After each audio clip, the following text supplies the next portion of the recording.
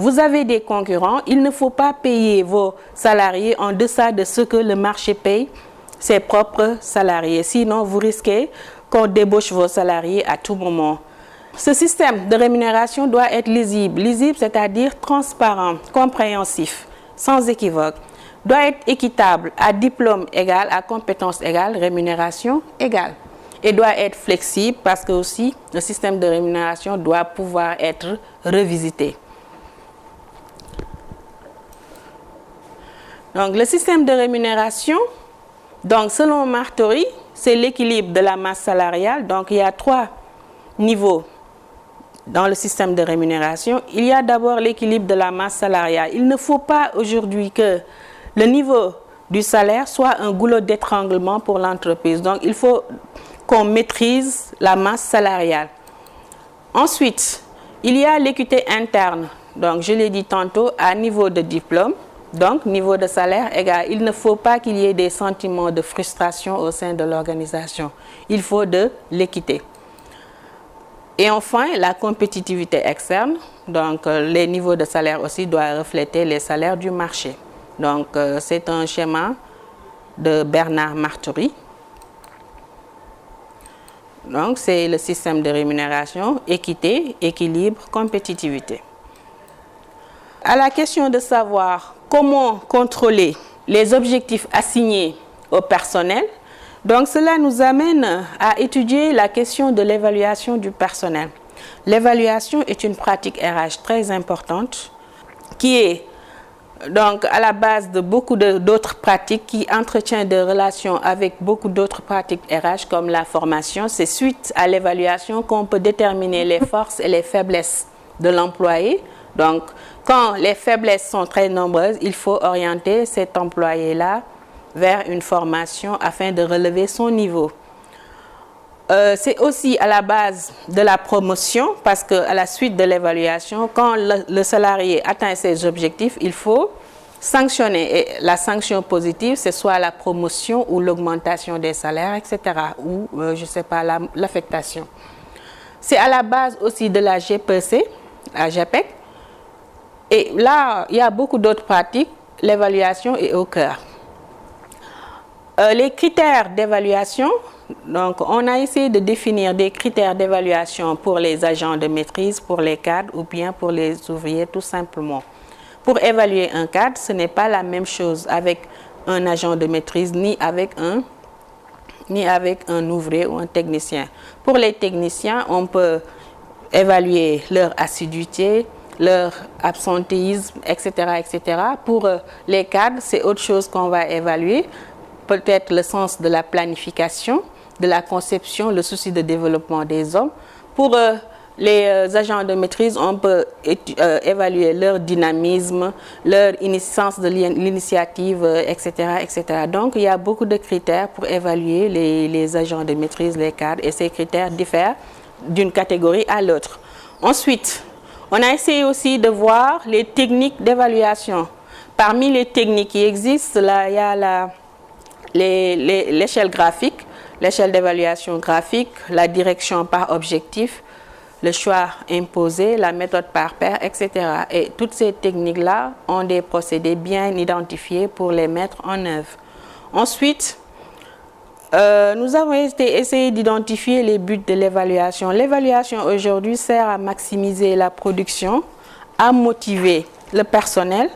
Donc, l'évaluation peut servir de base objective pour l'augmentation des salaires et obtenir ou bien orienter le personnel vers la formation.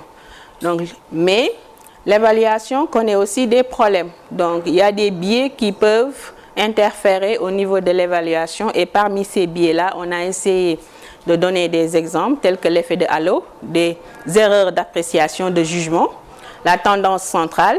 Il y a aussi les normes d'évaluation ou bien les déformations des évaluateurs. Donc, des déformations qui sont liées des fois à la race, à l'ethnie ou bien à des préjugés, en tout cas défavorables, qui peuvent faire en sorte qu'on passe à côté de l'essentiel. Il y a aussi des avantages pour l'évaluation. Quand une entreprise met en œuvre un système d'évaluation, il y a des avantages tant du point de vue de du salarié que du point de vue organisationnel. Donc, pour le salarié, l'avantage le plus expressif, c'est lui faire connaître ses points forts et ses points faibles. Pour l'organisation, c'est essayer de concilier peut-être les besoins des salariés avec ceux de l'organisation. Enfin, en ce qui concerne la gestion de carrière et de la mobilité, donc la carrière est un concept qui a connu beaucoup d'évolution au fil du temps.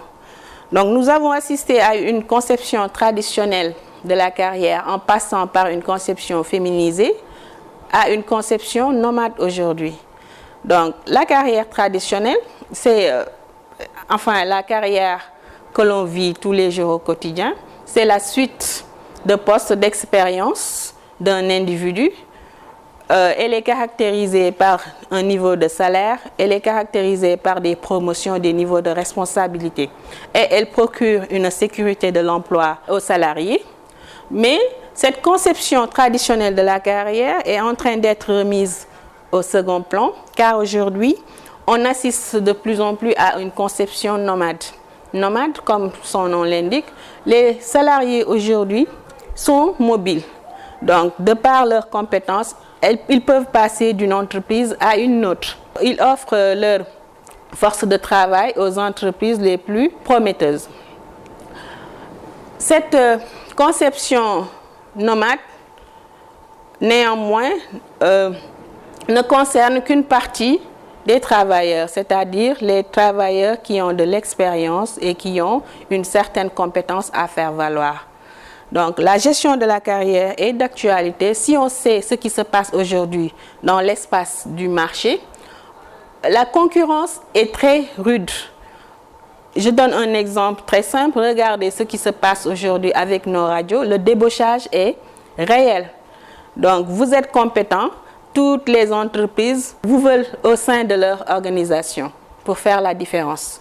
Donc là, l'entreprise a intérêt à fidéliser, à motiver son personnel pour essayer de les retenir. Comment faire pour retenir son personnel? C'est la grande question que les entreprises sont confrontées aujourd'hui. Il y a une possibilité, bien vrai qu'aujourd'hui les organisations sont devenues très plates, avec moins de niveau hiérarchique, mais on peut faire valoir les leviers comme la mobilité, la promotion, promouvoir un salarié, le faire passer d'un niveau N à un niveau N+1. À défaut, utiliser la mobilité horizontale, c'est-à-dire si on n'a pas les possibilités de faire progresser nos salariés au sein de l'organisation, on peut les faire changer de poste afin de leur permettre de s'épanouir, de leur éviter la routine et la monotonie. Donc, le développement des entreprises implique la prise en charge des questions de la mobilité et des carrières des collaborateurs.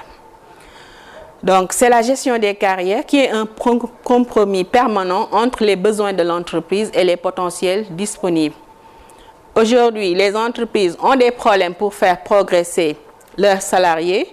Elles n'ont pas le temps de former des salariés. Elles ont besoin de salariés immédiatement compétitifs, immédiatement avec des compétences.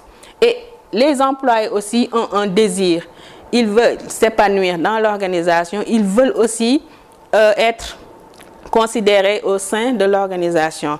Donc la problématique récurrente de la gestion des carrières, c'est comment faire concilier les besoins des salariés avec ceux de l'organisation.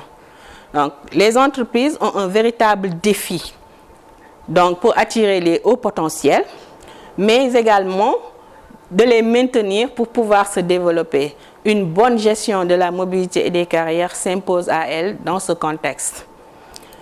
Chers apprenants, c'était les points sur lesquels je voulais insister dans le cadre de votre module.